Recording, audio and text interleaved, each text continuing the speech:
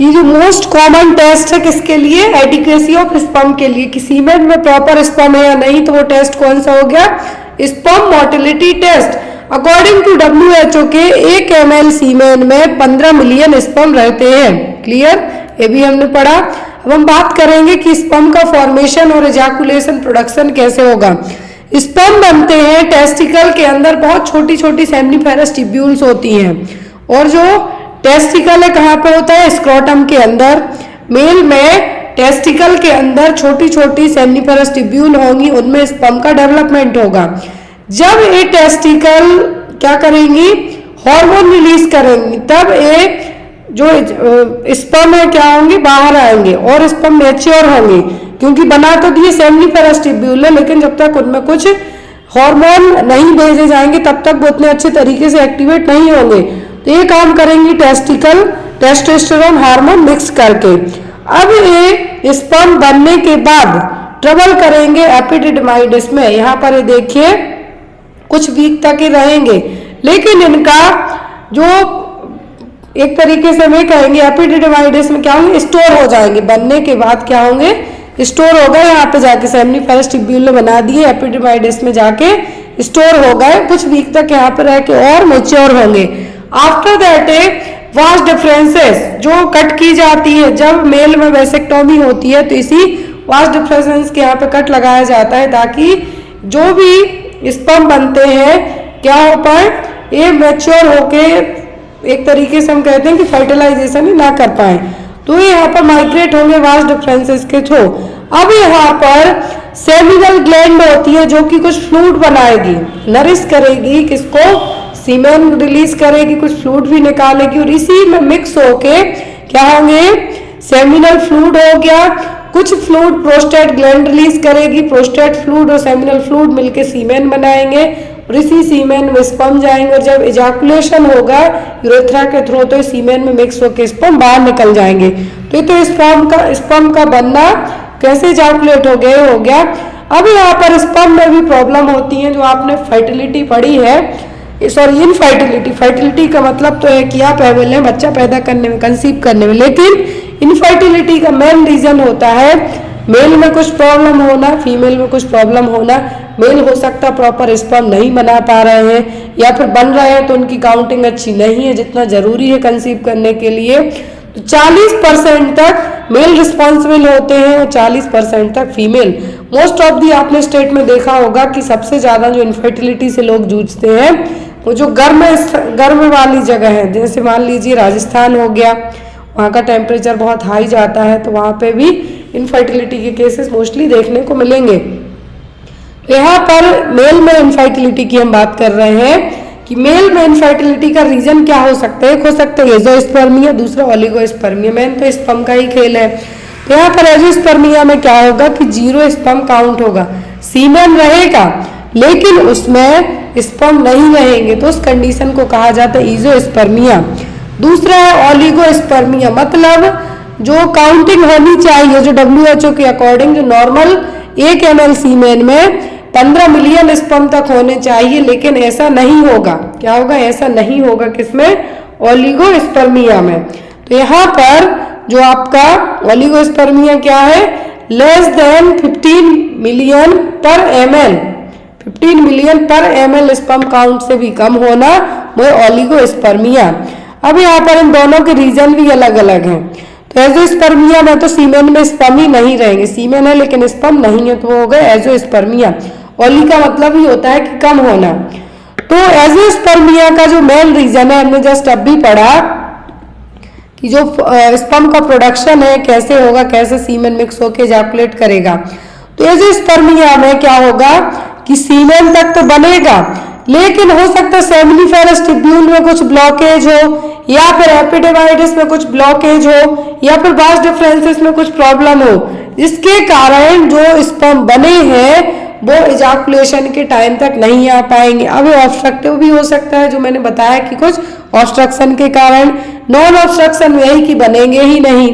फिर इसका रीजन क्या है कि जो रिप्रोडक्टिव ट्रैक्ट है, मैंने आपको बताया एपिडिमाइडिस में कुछ ब्लॉकेज हो सकता है, वास्ट डिफरेंसेस में हो सकता है, कुछ सेक्सुअली ट्रांसमिटेड डिसीज के कारण हो सकता है, या फिर टेस्टोस्टेरोन हार्मोन ही ना प्रॉपर बने, या फिर जो इजैकुलेटरी डक्ट है उसमें ऑब्स्ट्रक्शन होगा जिसके कारण स्पर्म है जो बनेंगे नहीं, बनते हैं तो बाहर नहीं आ पाएंगे।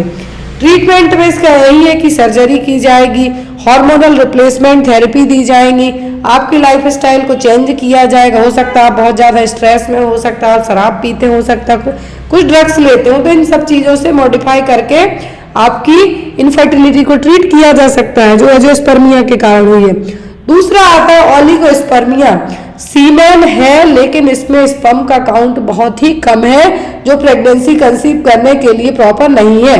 माइल्ड में थोड़ा कम, मॉडरेट में थोड़ा कम और सीवियर में है ही नहीं, स्पर्म ही नहीं है।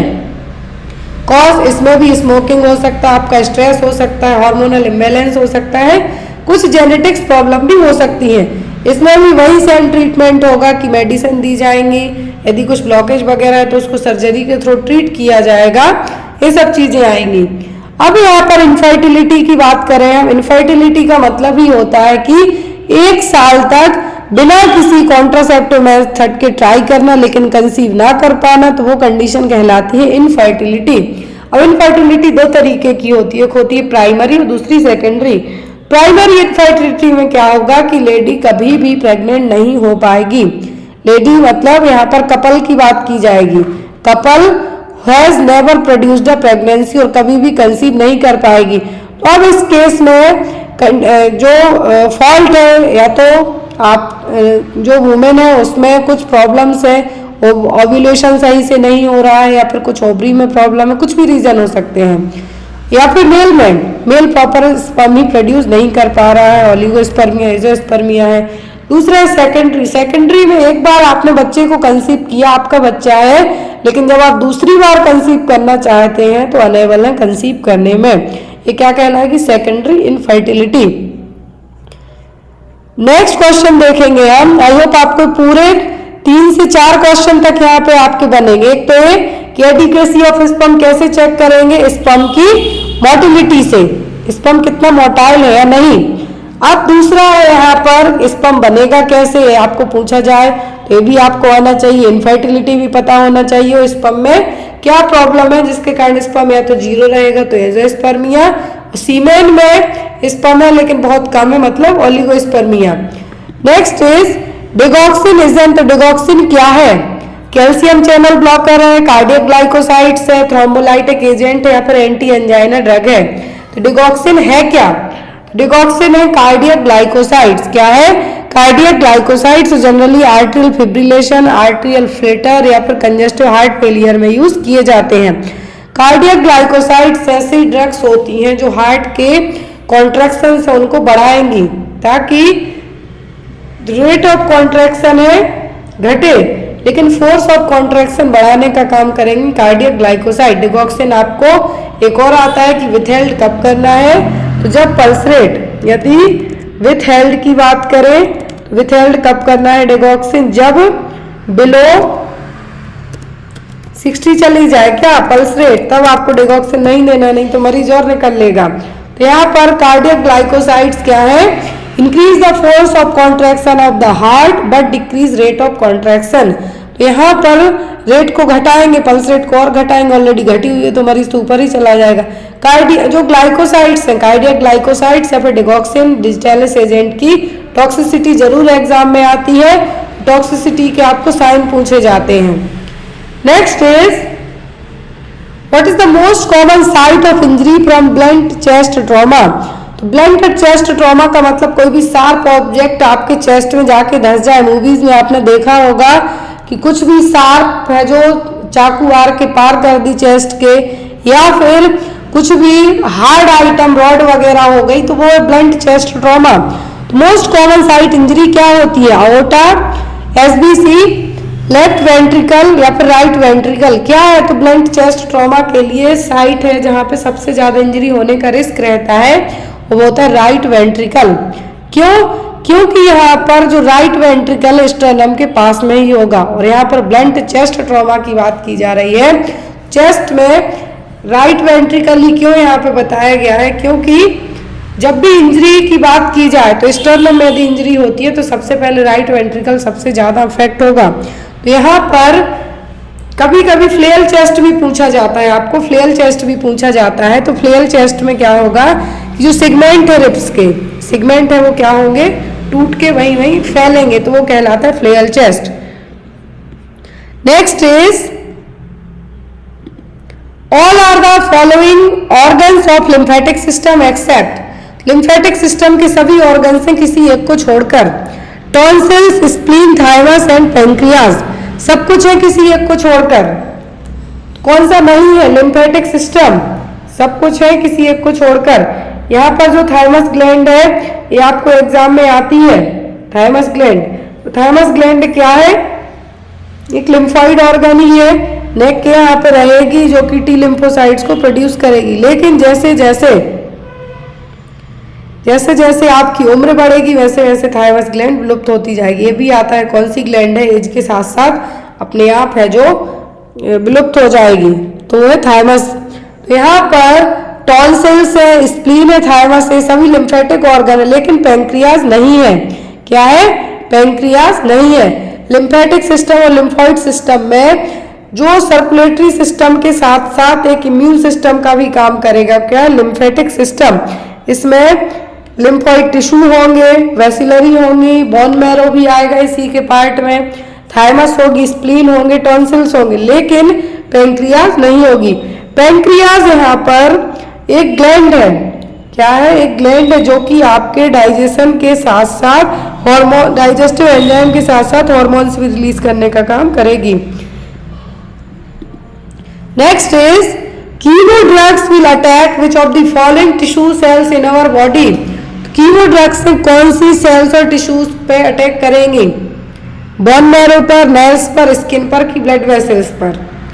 कीमोथेरेपी वाली ड्रग है कहाँ पे अटैक करेंगी, कीमोथेरेपेटिक ड्रग्स में जो अटैक करने वाली जो यहाँ पर ये कह सकते मोड ऑफ साइट है वो होगा बोन मैरो। क्यों, क्योंकि यही उन सेल्स का प्रोडक्शन करेंगी, इसीलिए कीमोथेरेपी में जो अफेक्टिंग पार्ट होगा वो क्या होगा, बोन मैरो। और जब कीमोथेरेपी की जाती है तो यहाँ पर मरीज को भीड़ भाड़ से रहने के लिए दूर कहा जाता है। क्यों, क्योंकि कीमो में आपकी बोन मैरो पे जब एक तरीके से ड्रग्स अफेक्ट करेंगी तो आपकी इम्यूनिटी तो डाउन होगी ही होगी, लेकिन आपको दूसरे इन्फेक्शन होने का रिस्क भी रहेगा। इसीलिए यहाँ पे क्या कहा गया है कि कीमो वाले यदि बच्चे को कीमो दी जा रही है तो यहाँ पर उसको भी क्या कहा जाता है, भीड़ भाड़ से दूर रखने के लिए कहा जाता है। बड़े हो या बुजुर्ग हो, क्यों, उनकी इम्यूनिटी बस्ट आउट ऑलरेडी गई हुई है और ले गए भीड़ भाड़ में, कुछ भी इन्फेक्शन हुआ फटाक से उनको पकड़ेगा और मरीज बीमार हो जाएगा। Next one is in a primi gravida mother engagement occurs at approximately how many week of gestation. Engagement की बात की जा रही है, शादी वाली एंगेजमेंट नहीं है यहाँ पर। यहाँ पर जो डाउन साइड जब बेबी आएगा वो एंगेजमेंट की बात हो रही है। कब देखने को मिलेगा, प्रीमी ग्रेविडा मदर में। ऑप्शन है यहाँ पर 30 to 32 weeks, 34 to 36 week, 32 to 34 weeks या फिर 38 to 40 वीक्स। तो प्रीवी ग्रेविडा मदर में एंगेजमेंट कब होगा, इतने वीक में। तो जो नॉर्मल प्रेगनेंसी होती है वो होती है 40 वीक तक की। जब ये 42 वीक क्रॉस कर जाए तो इसको पोस्टम प्रेगनेंसी कहा जाता है। तो यहाँ पर कितने वीक में, तो यहाँ पर एंगेजमेंट होगा मतलब बेबी सबसे पहले एक्सीफेस्टर्नम तक पहुंच जाता है कितने वीक की प्रेगनेंसी में, 34-35 वीक की प्रेगनेंसी में। लेकिन चेस्ट के यहाँ तक जो एक्सीफेस्टर्नम एरिया है, स्टर्नम का जो लास्ट पास्ट एक्सीफेस्टर्नम कहा जाता है, वहां से वापस वो नीचे की तरफ जाएगा, जिसको आप क्या कहेंगे, एंगेजमेंट।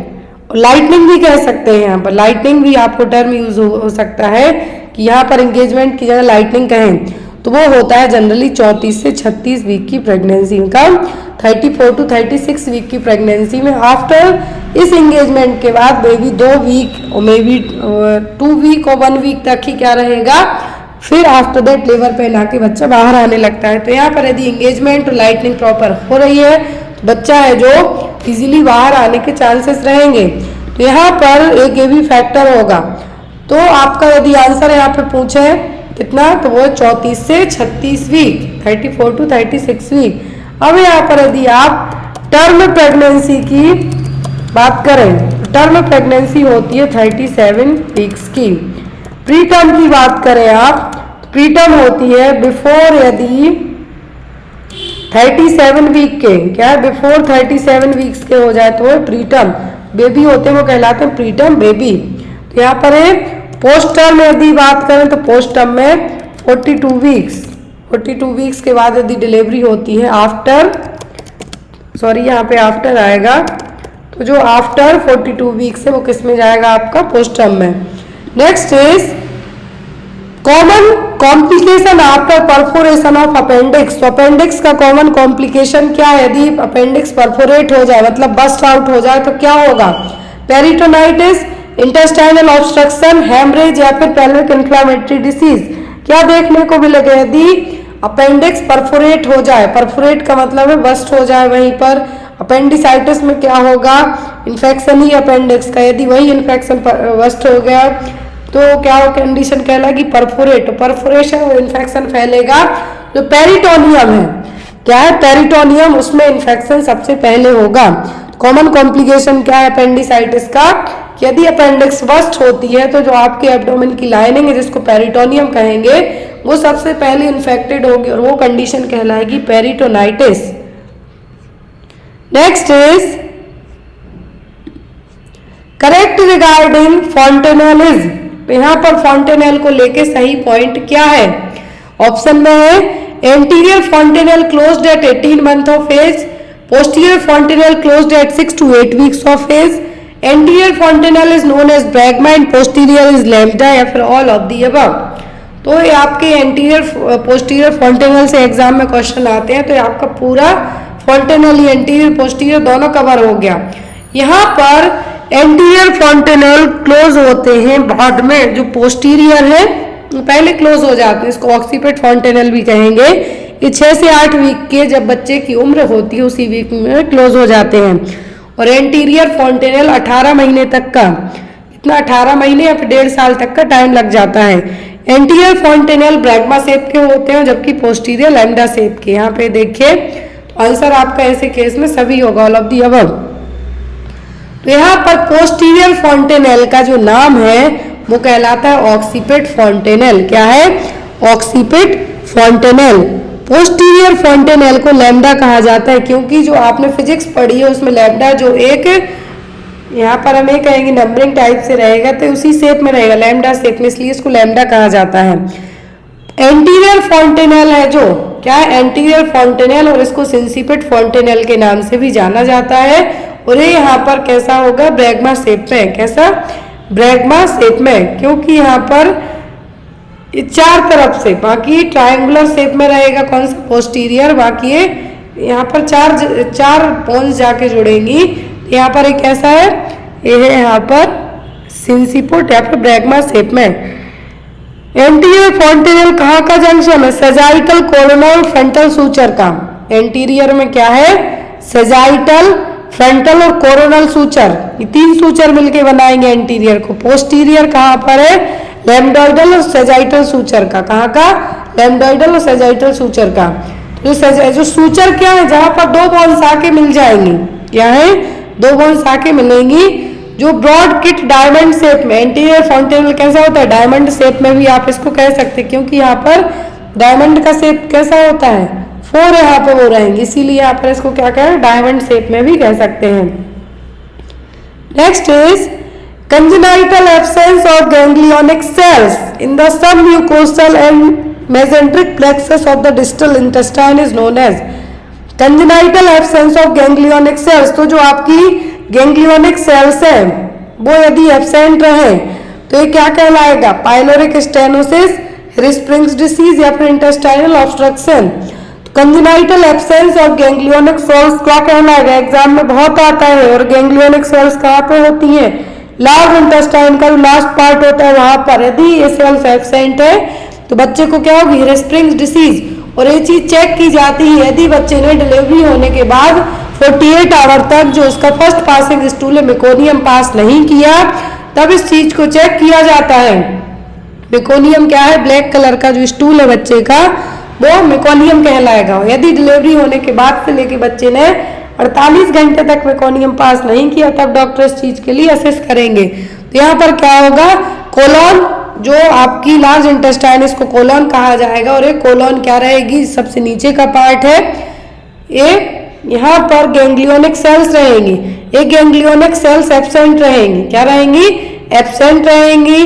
तो यहाँ पर इस चीज को जो टर्म यूज किया जाएगा वो कहलाएगा हिरस्प्रिंग्स डिसीज। क्या है, हिरस्प्रिंग्स डिसीज।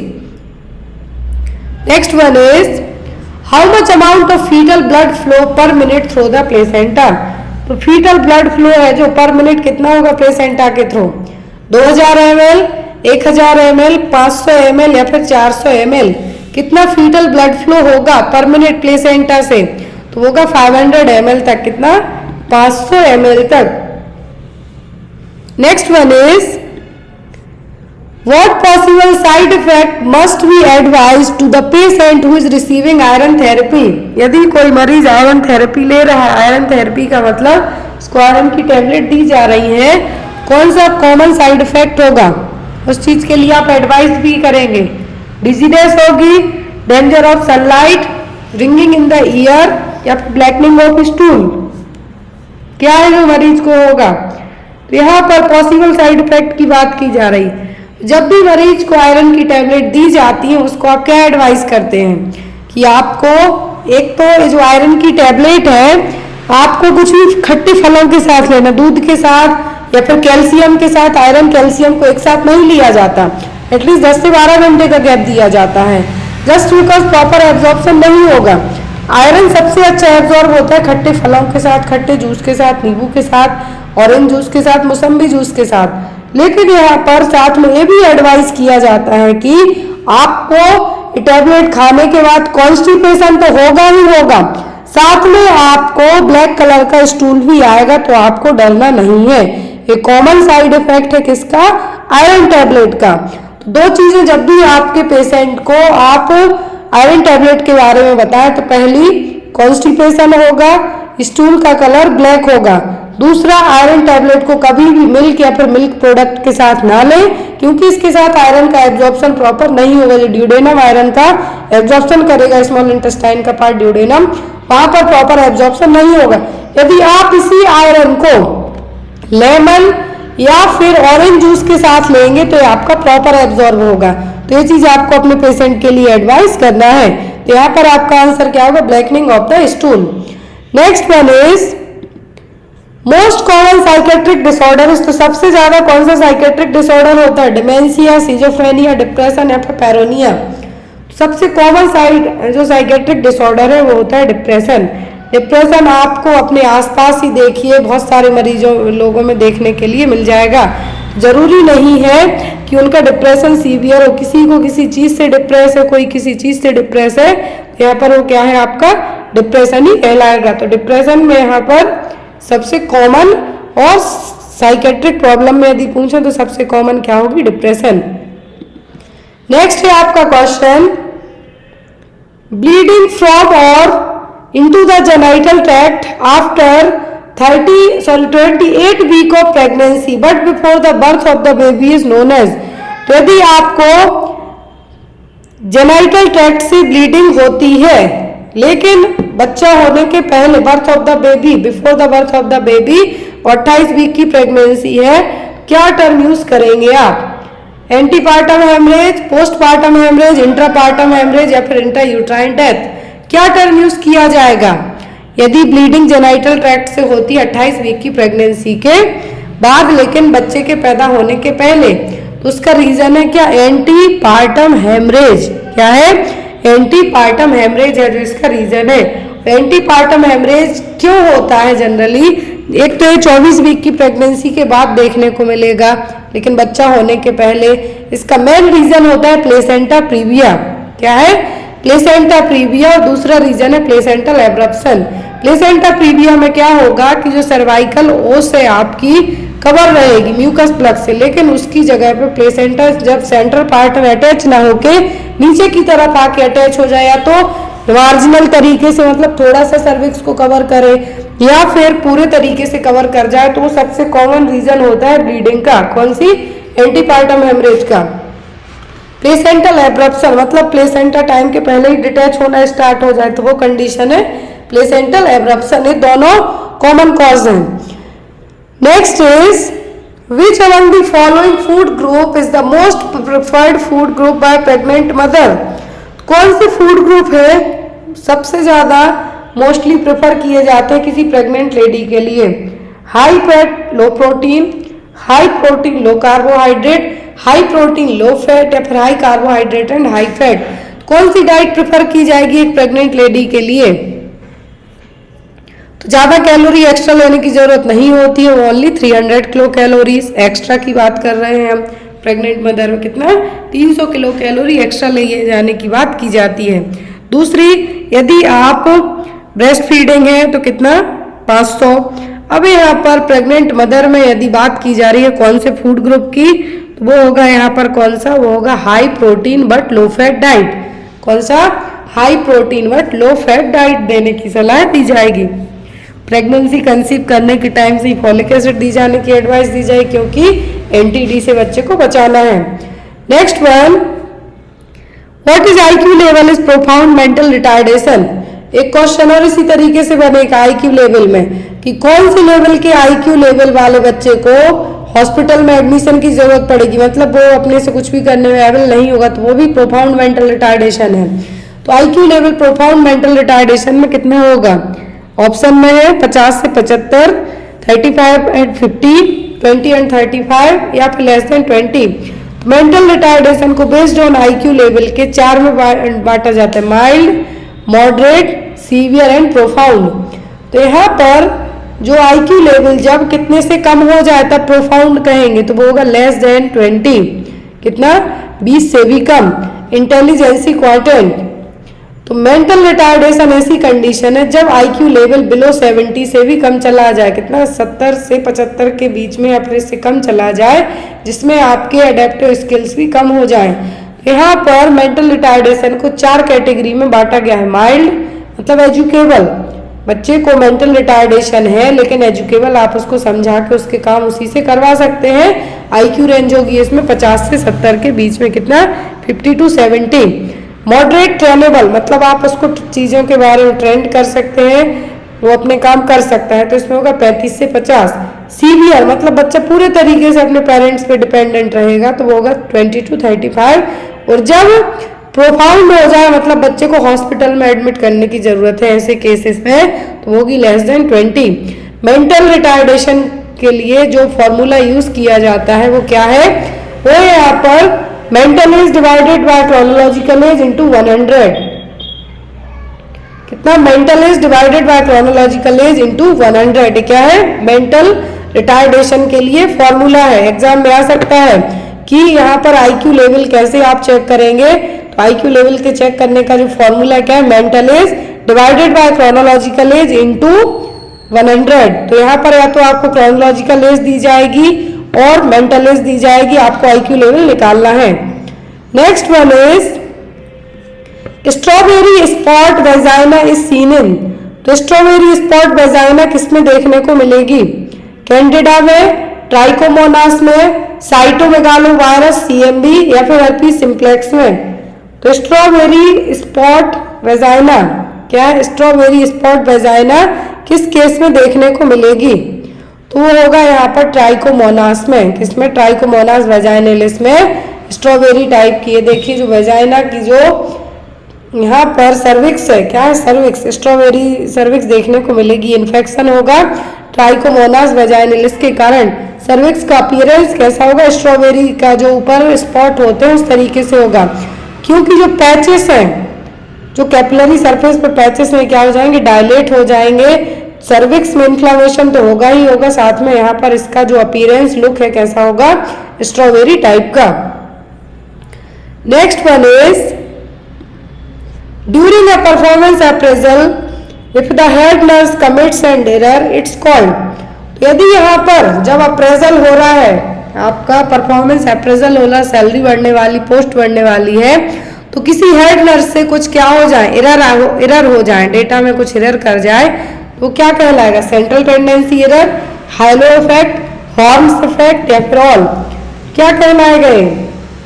जब कोई हेड नर्स क्या कर जाए, यहाँ पर कुछ भी एरर कर जाए तो वो क्या कहलाएगा, वो कहलाएगा आपका हेलो इफेक्ट। क्या कहलाएगा, हेलो इफेक्ट्स।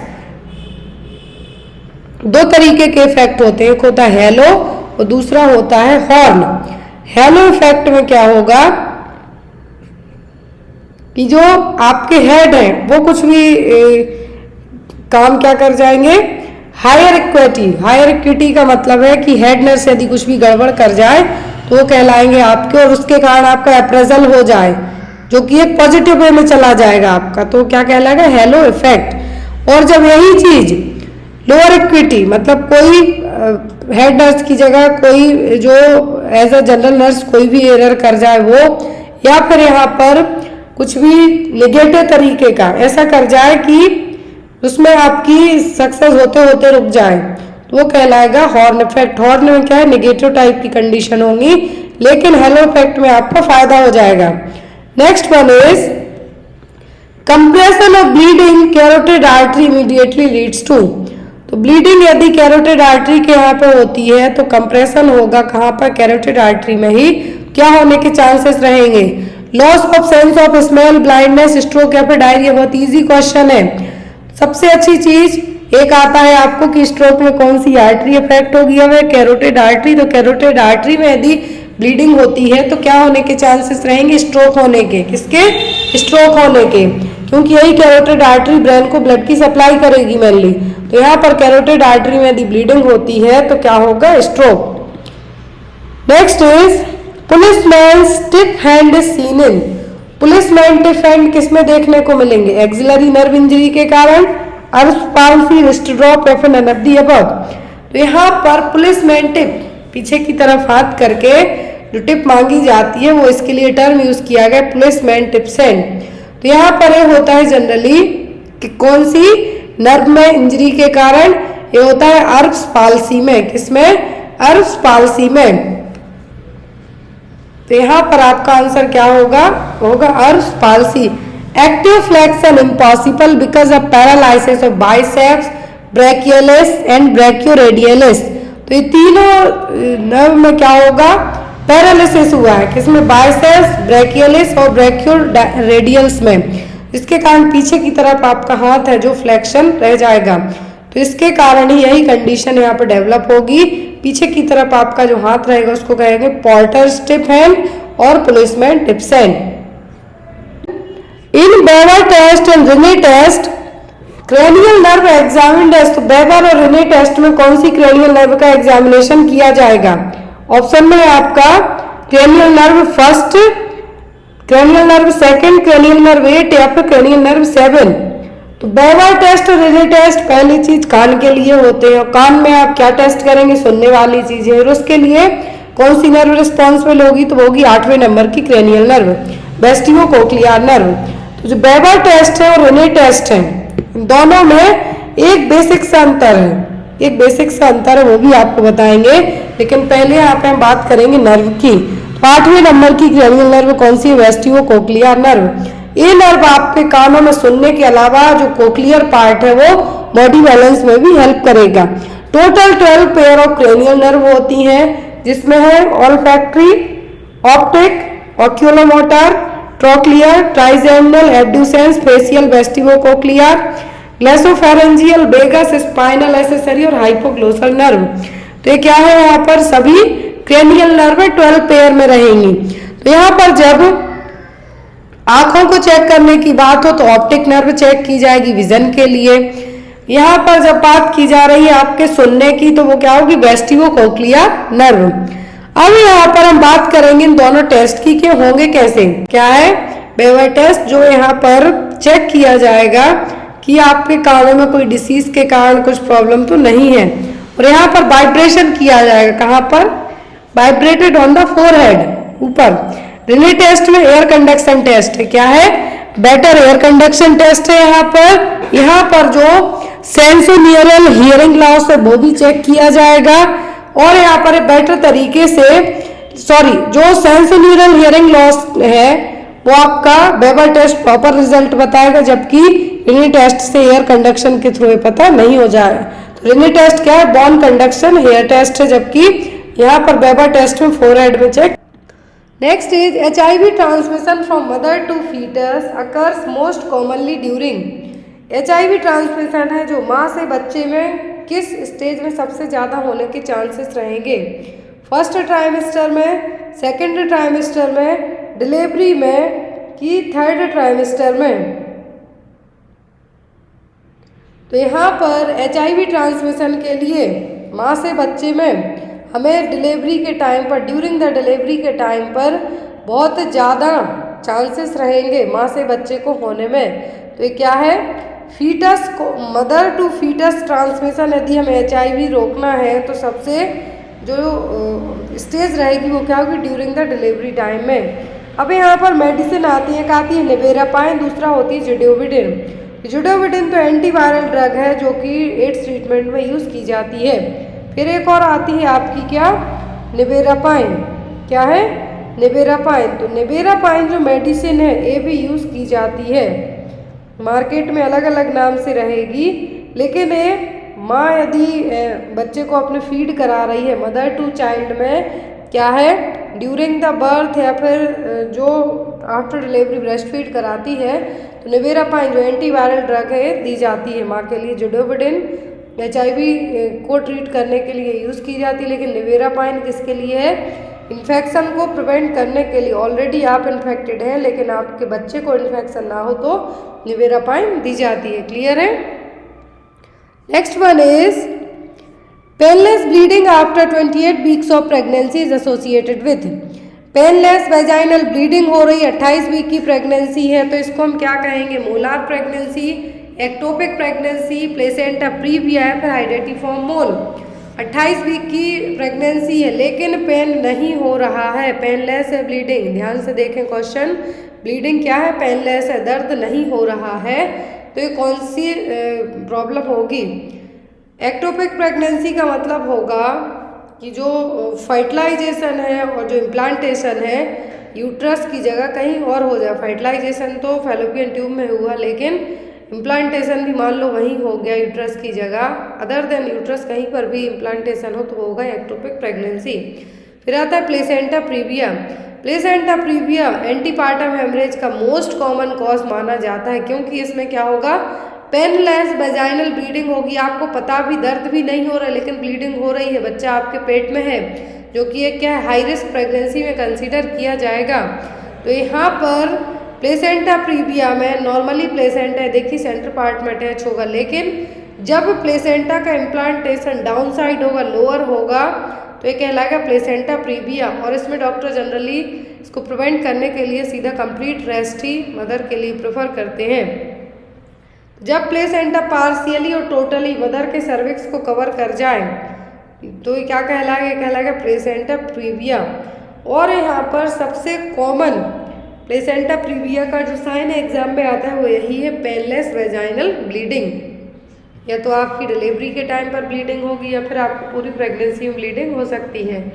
तो टोटली में पूरा सर्वाइकल ओस को तक कवर कर लेगा, फिर लो, पार्शियल और टोटल आएगा। तो यहाँ पर इस तरीके से इसके क्या है? ग्रेड हैं। लेकिन पार्शियली और कम्प्लीटली जब प्लेसेंटा सर्वाइकल ओस को या फिर सर्विक्स को कवर करेगा तो ये कहलाएगा क्या?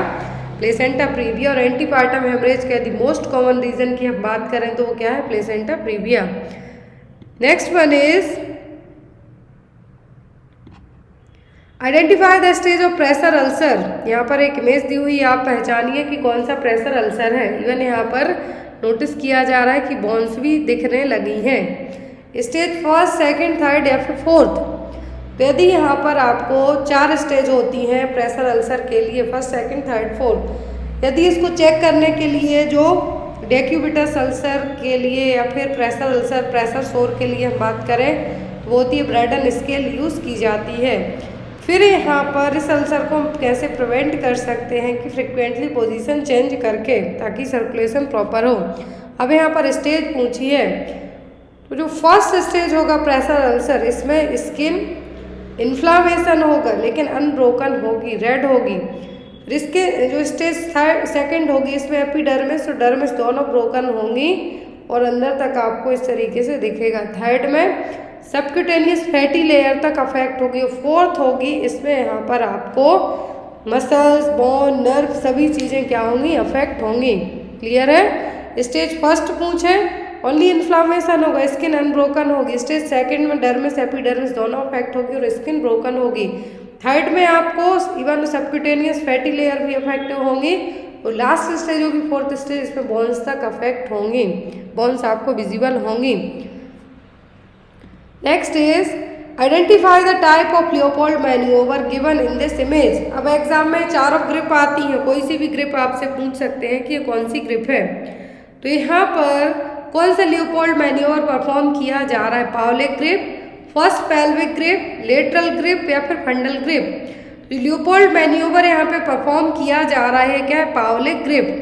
क्या है, पावलिक ग्रिप, जिसमें जो एक केयर टेकर है, क्या है, लियोपोल्ड मैन्यूवर में जो यहाँ पर पावलिक ग्रिप है, जिसको हम क्या कहते हैं, थर्ड मैन्यूवर या फिर सेकंड पेल्विक ग्रिप और पावलिक ग्रिप।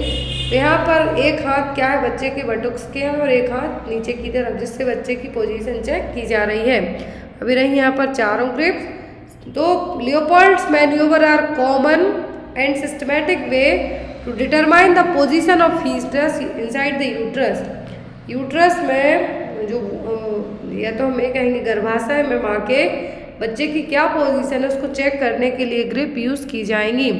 फर्स्ट मैन्यूवर में दोनों हैंड यूज़ किए जाएंगे। सेकंड में एक हाथ बैक साइड होगा, एक एब्डोमेन पर होगा। थर्ड में ओनली वन हैंड यूज़ किया जाएगा, जिसको हम पावलिक ग्रिप कहेंगे या फिर सेकंड पेल्विक ग्रिप कहेंगे। लास्ट होती है जिसको हम लियोपोल्ड फर्स्ट पेल्विक मैन्यूवर के नाम से जानते हैं। तो ये क्या होगी, फोर्थ मैन्यूवर। क्लियर है।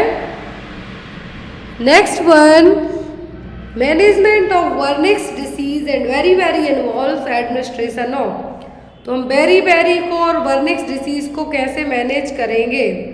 बेरी और वर्निक डिसीज किसकी कमी से होगे, फॉलिक एसिड से, विटामिन सी से, थायमीन से कि विटामिन ए से। तो जो यहाँ पर बेरी है वर्निक्स डिसीज है, दोनों होंगे थायमीन की कमी के कारण या फिर विटामिन B1 की कमी के कारण।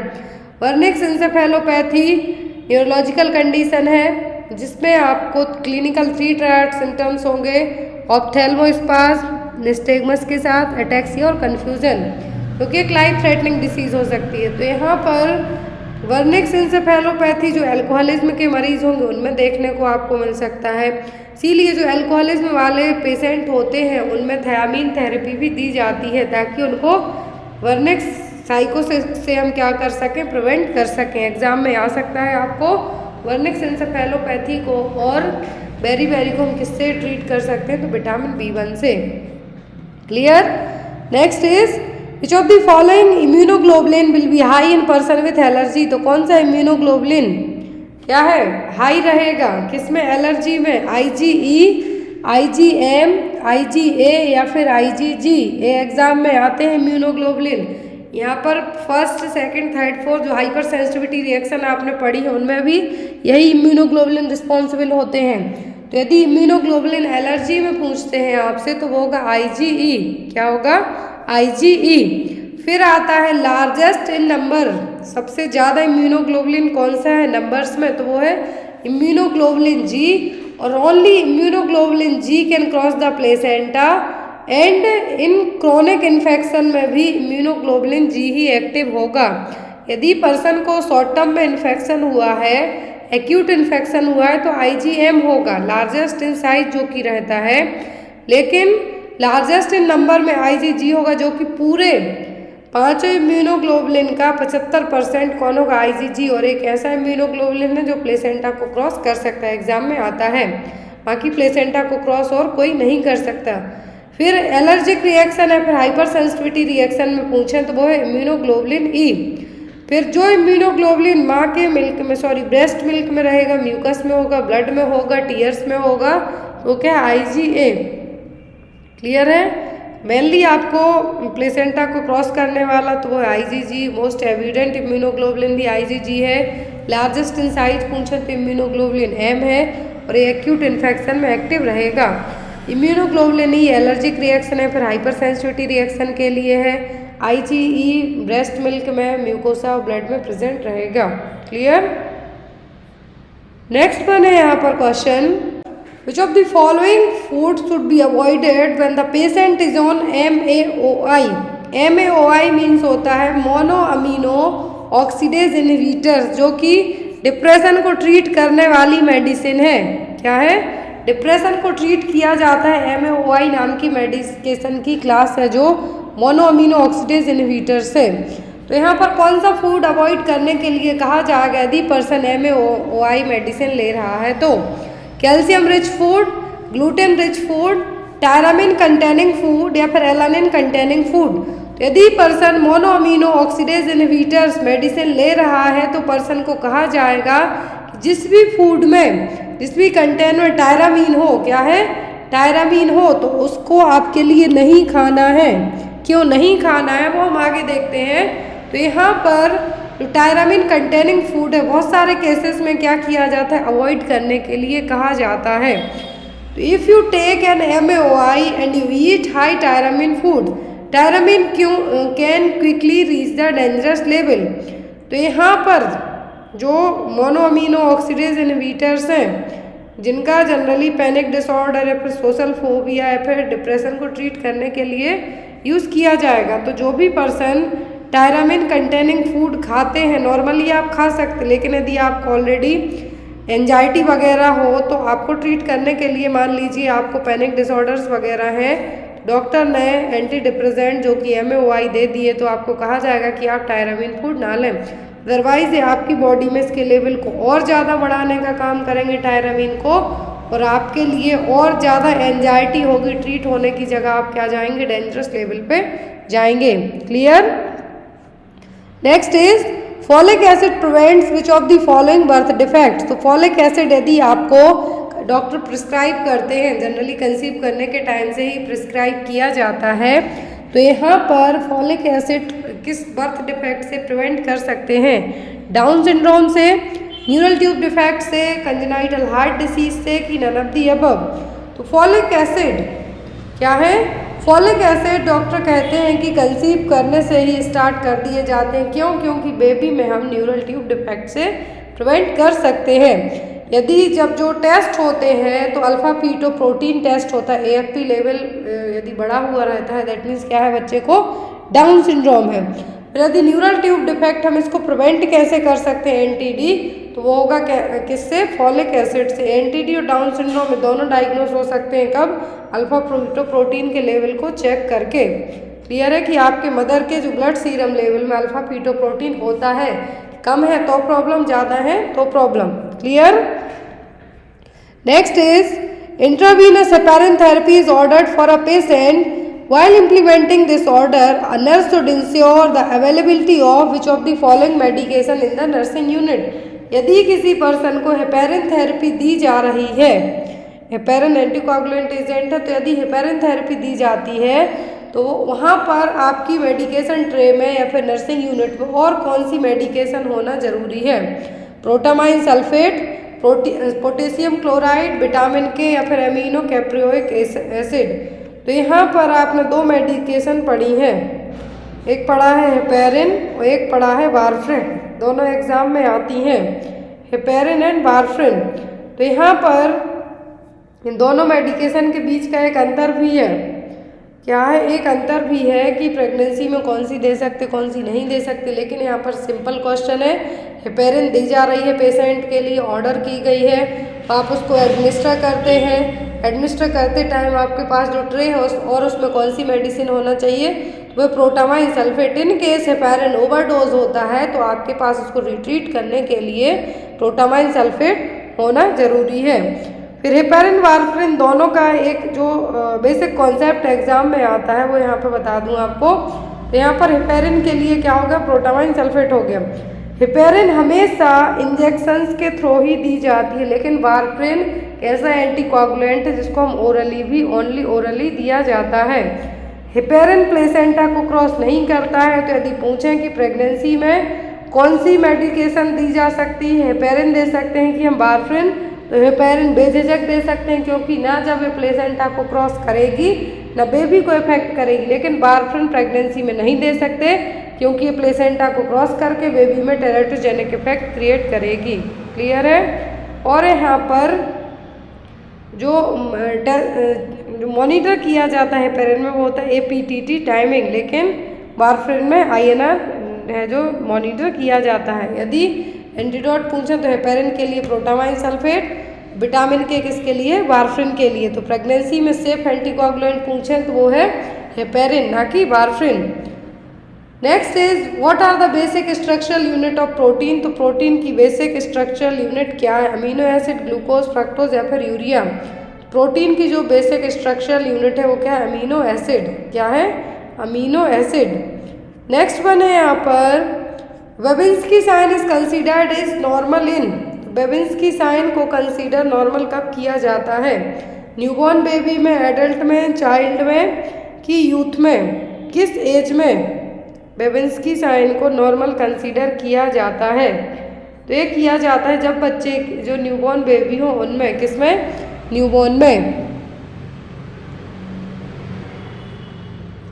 यहाँ पर जब भी आप बच्चों के पैर में टिंगलिंग करेंगे तो सोल में नीचे, तो क्या करेंगे, वो फिंगर्स को ऊपर नीचे करेंगे। यदि उन्हें डाउन साइड की मतलब है नेगेटिव और आप ऊपर साइड की तो वेबिन्स्की रिफ्लेक्स क्या है, पॉजिटिव है। नेक्स्ट है यहाँ पर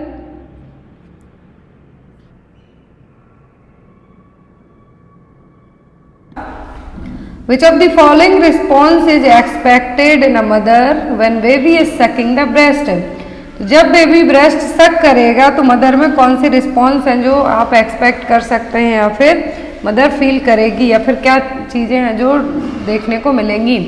ऑप्शन में increase of hypothalamic response, increase of oxytocin, increase of adrenaline.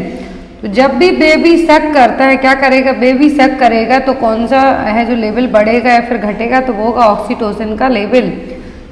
यहाँ पर the baby sucks on the mother's breast to receive the mother's milk. तो जब भी बेबी सक करेगा तो क्या होगा, यहाँ पर बेबी का जो सक करना है, बेबी का सक करना है निपल को क्या करेगा, ट्रिगर का काम करेगा नर्व सेल्स के लिए, जो कि ब्रेन को सिग्नल देंगे कि ऑक्सीटोसिन हार्मोन रिलीज करो। और जब ऑक्सीटोसिन हार्मोन रिलीज होता है तभी मिल्क है जो इजेक्ट होगा, बाहर आएगा।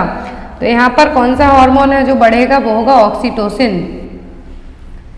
जो प्लेसेंटा की डिलीवरी है उसके बाद से लेके कुछ हफ्तों तक का टाइम क्या कहलाएगा, puerperium, antenatal period, lochia, pyrexia.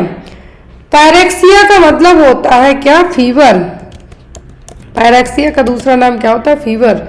Normally जो हमारा टेम्परेचर होता है 98.6 डिग्री क्या है, फ़ारेनहीट है, नॉर्मल टेम्परेचर है। लेकिन जब इससे ज़्यादा जाए, मोर देन चला जाए इससे, तब किस में कंसीडर होगा, फीवर में। 99 के ऊपर ही मतलब जाएगा तो यहाँ पे कंसीडर हो जाएगा किसमें, फीवर में। लेकिन 99.6 से 100 क्रॉस करता है तब। लोचिया का मतलब होगा आफ्टर डिलीवरी, आफ्टर डिलीवरी के बाद होने वाली जो ब्लीडिंग। अब ब्लीडिंग में यहाँ पे डेब्रिज डिस्चार्ज है वो हो सकता है, कुछ सेल्स हो सकती हैं वो। एंटीनेटल पीरियड का मतलब होता है आफ्टर कंसेप्शन टू डिलीवरी होने तक का जो ड्यूरेशन है, वो पूरा जो प्रेगनेंसी के बाद वाली केयर है यहाँ पर वो है क्या, एंटीनेटल पीरियड। परपीरियम पीरियड का मतलब होता है प्लेसेंटा डिलीवरी होने के बाद से लेके कुछ हफ्तों का पीरियड, जो कि कितना होता है, 6 वीक्स और 42 डेज। इस दौरान जो रिप्रोडक्टिव ऑर्गन है नॉन प्रेग्नेंट स्टेट में रिवर्ट बैक होंगे। यहाँ पे देखिए कि जो परपीरियम है क्या, 6 वीक आफ्टर द बर्थ के, बेबी बर्थ के बाद का जो ड्यूरेशन है वो कंसीडर किया जाता है। दूसरा यहाँ पर परपीरियल पायरेक्सिया। परपीरियल पायरेक्सिया कब होगा, जब किसी भी तरीके का इन्फेक्शन हो जाए तब। फीवर कब आता है, जब आपको कुछ इन्फेक्शन हो जाए तब। तो यहाँ पर परपीरियल पायरेक्सिया कंसीडर किया जाता है तब बॉडी का टेम्परेचर 100.4 डिग्री फ़ारेनहीट या इससे ज़्यादा हो तब, जो कि 2 सेपरेट ओकेजन मतलब 24 आवर के बाद, 24 आवर डिलीवरी होने के बाद से, क्योंकि तुरंत तो इन्फेक्शन होगा नहीं आपको आफ्टर डिलीवरी के बाद, मे भी 24 घंटे 48 घंटे के बाद सो होगा। फीवर आपकी बॉडी मतलब टेम्परेचर बढ़ा है मतलब फीवर, मतलब आपकी बॉडी में कुछ ना कुछ इन्फेक्शन हो गया है। आफ्टर द डिलीवरी के बाद जो यदि आपको फीवर आता है 24 घंटे के बाद या 48 घंटे के बाद, उसको परपीरियल पायरेक्सिया में कंसीडर किया जाएगा। और यहाँ पर परपीरियल पायरेक्सिया के रीजंस क्या हो सकते हैं, कारण क्या हो सकते हैं? एक तो सेप्सिस हो गया, मास्टाइटिस हो गया, या कुछ इन्फेक्शन हो गया, यूटीआई हो गया, या फिर सिजेरियन सेक्शन के दौरान जो इंसिजन वगैरह लगाया वहाँ पर इन्फेक्शन हो गया। इन सब रीजंस, इन सब कारणों से भी क्या है, परपीरियल पायरेक्सिया है जो हो सकता है। अब यहाँ पर परपीरियम की स्टेज होती है जो एग्जाम में बहुत आती है। परपीरियम पीरियड में होता क्या है कि जो reproductive organ non pregnant stage में रिवर्ट बैक होते हैं, जो कि 42 दिनों का या फिर 6 वीक का ड्यूरेशन रखा जाता है। तो यहाँ पर यूट्रस तो नॉर्मल रिवर्ट बैक होगी, कितना यूट्रस नॉर्मल रिवर्ट बैक होगी, जो नॉर्मली नॉन प्रेग्नेंट स्टेट में यूट्रस का वजन होता है 60 ग्राम तक, उतने तक क्या होगी, रिवर्ट बैक होगी। शुरुआती फर्स्ट वीक में बहुत फास्ट तरीके से रिवर्ट बैक होगी, मतलब वापस से है जो। तो यहाँ पे 3 स्टेज होती है इसकी परपीरियम पीरियड की। इमीडिएट मतलब कि first 24 hour after the parturition. Parturition का मतलब होता है चाइल्ड बर्थ। क्या होगा, चाइल्ड बर्थ। बच्चे के जन्म के बाद के जो शुरुआती 24 घंटे हैं वो पीरियड कहलाता है क्या, इमीडिएट परपीरियम। और यहाँ पर दूसरा होता है अर्ली, मतलब फर्स्ट वीक। अर्ली का मतलब क्या होगा कि शुरुआती 24 घंटे का हो गया इमीडिएट। अर्ली का मतलब है कि फर्स्ट वीक है जो वो कहलाएगा। रिमोट का मतलब होगा 6th वीक। क्या है, 6th वीक, जिसमें पूरी यूट्रस जेनाइटल ऑर्गन है जो पूरे नॉन प्रेग्नेंट स्टेज में रिवर्ट बैक हो जाए। तो यदि आपको पूछें कि शुरुआती परपीरियम स्टेज तो वो कहलाती इमीडिएट, दूसरा 1 हफ्ते वाली तो वो अर्ली, और तीसरी जिसमें 6 वीक का जो कंप्लीट है वो क्या कहलाएगा, रिमोट परपीरियम। ये question remote puerperium I think MPCHO के एग्जाम में है जो आ चुका है।